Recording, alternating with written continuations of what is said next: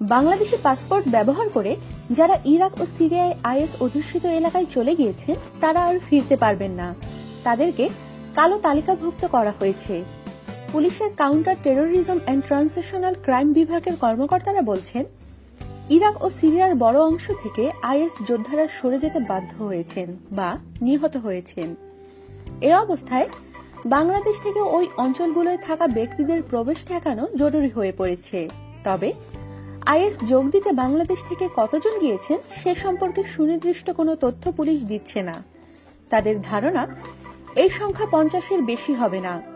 পুলিশের counter terrorism and ট্রান্সনেশনাল crime বিভাগের প্রধান মনিরুল ইসলাম বলেন, তারা বৈধ পথে আসার চেষ্টা করবেন বলে তিনি মনে করেন না।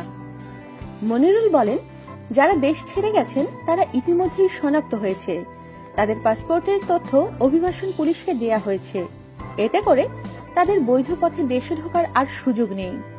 তবে Bangladesh institute of international security and স্ট্র্যাটেজির রিসার্চ ফেলো আশিকুর রহমান বলেন, বিমানবন্দর দিয়ে প্রবেশের ক্ষেত্রে হয়তো আইএস ফেরত বাংলাদেশিরা বাধা পড়বেন, তবে সীমান্ত দিয়ে প্রবেশের ঝুঁকি থেকে যাচ্ছে। বাংলাদেশে জঙ্গিবাদ নিয়ে কাজ করেন এমন বিশেষজ্ঞরা বলছেন, বাংলাদেশে জঙ্গিবাদের গোড়াপত্তন হয়েছে আফগান রুশ যুদ্ধ ফেরত মুজাহিদদের হাতে। সে বিবেচনায় আইএস ফেরত যোদ্ধারা বাংলাদেশের জন্য হুমকি হয়ে উঠবেন, এটিই স্বাভাবিক। তারা বসে থাকবেন না এবং অন্যদের জঙ্গিবাদে উদ্বুদ্ধ করবেন। পুলিশের একটি সূত্র জানিয়েছে, এখন পর্যন্ত 3-4 জন বাংলাদেশে এসেছেন। তারা দেশের বিভিন্ন কারাগারে আটক আছেন। তাদের একজন প্রায় 10টি দেশ ঘুরে বান্দরবান দিয়ে বাংলাদেশে প্রবেশের সময় সীমান্তরক্ষী বাহিনীর হাতে ধরা পড়েছেন। তাদের মধ্যে ডেস্কোর সাবেক প্রকৌশলী গাজী কামরুসালাম সোহান একজন।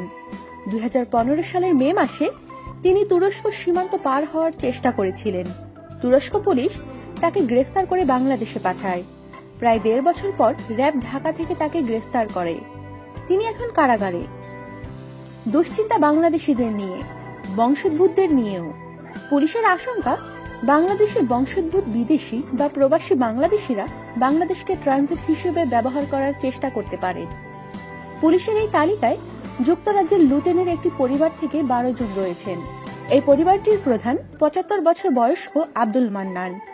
পরিবারের 1 থেকে 11 বছর বয়সী 3টি শিশু, নারী ও পুরুষ সদস্যদের সবাই আইএস নিয়ন্ত্রিত। 2015 সালে 10 এপ্রিল তারা যুক্তরাজ্য থেকে বাংলাদেশে আসেন। 11 মে তুরস্কের ইস্তাম্বুল হয়ে সিরিয়া যান বলে তথ্য পেয়েছে পুলিশ। আমাদের সাথেই থাকুন আর সাবস্ক্রাইব করুন।